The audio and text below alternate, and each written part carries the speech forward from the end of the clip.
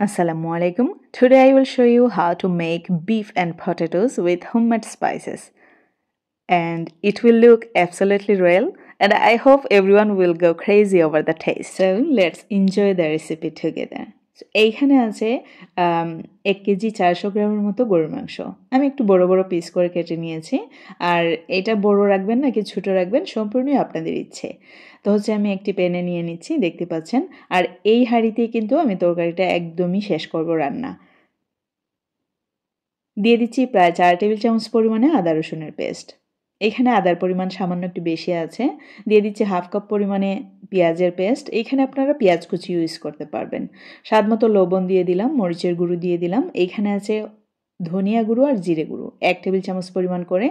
এইখানে দিয়ে দিচ্ছি 1.5 টেবিল চামচ পরিমাণে হলুদের গুঁড়ো। কাঁচামরিচ দিয়ে দিলাম। আর এইখানে আছে গোটা গরম মশলা। এই মশলাগুলো আপনারা সামান্য একটু টেলে নিয়ে গুঁড়ো করেও ইউজ করতে পারেন। আমি আস্তই রেখে দিলাম। এখানে আছে দারুচিনি, এলাচ, লং, লবঙ্গ এবং তেজপাতা। তেল দিয়ে দিচ্ছি প্রায় হাফ কাপের মতো। এখন হচ্ছে সমস্ত উপকরণ খুব ভালো করে মিশিয়ে নিচ্ছি। এখন আমি এর মধ্যে দিয়ে দেব 2 থেকে 3 টেবিল চামচ পরিমাণে সিরকা। আপনারা চাইলে কিন্তু লেবুর রসও ইউজ করতে পারেন। লেবুর রস থাকা সত্ত্বেও আমি সিরকা ইউজ করেছি। সম্পূর্ণই আপনাদের ইচ্ছে।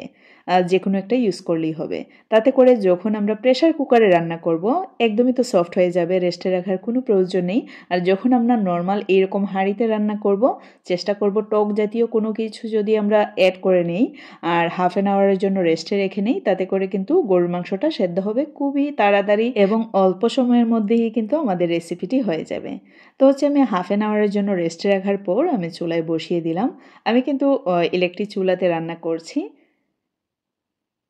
প্রায় 15 মিনিট পর আমি ঢাকনাটা একটু খুলে দেখলাম, অনেকটাই কিন্তু ঝোল বের হচ্ছে। আমি এখনও কিন্তু পানি ইউজ করি নাই।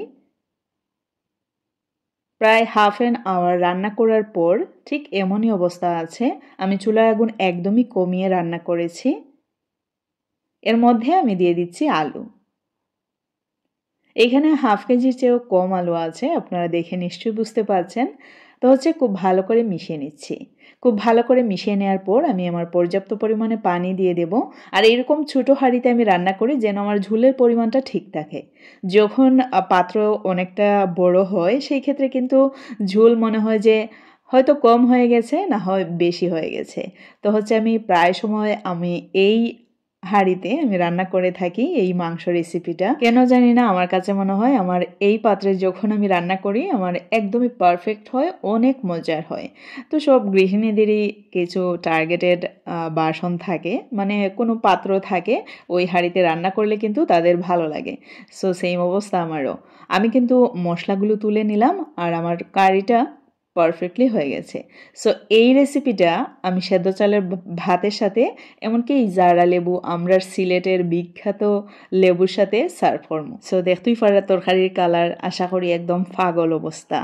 মানে আমার তো খাওয়া শেষ, তারপরও দেখেও জানটা জারগি যে আবার ও পাত্রর মাঝে রান্না করবো আর ঠিক ওরকম রান্না করবো। তো আমি আশা করি আমার আজকের রেসিপিটা আপনার কাছে অনেক ভালো লাগছে। ভালো লাগলে লাইক কমেন্ট শেয়ার করতে ভুলবা না। আর হুনৌকা এই রেসিপিটা কিন্তু আপনারা এই যে পরোটা, নান এগুলোর সাথেও খাইতে পারবা, খুব মজা হইব। আর পোলাও তো অবশ্যই, পোলাওর সাথেও সার্ভ করতে পারবা। এক কথায় সব কিছুর সাথেই সার্ভ করতে পারবা। তবে আমার খেনে জানি ভালো লাগে সিদ্ধ চালের সাথে। এক একজনের এক এক রুচি। তো যাই হোক, আমার বাচ্চারা খায় আতপ চাউলের সাথে, আমরা খাই সিদ্ধ চালের সাথে, দুই জাতের ভাত। So see you in the next video. Till then, bye. Allah Hafiz.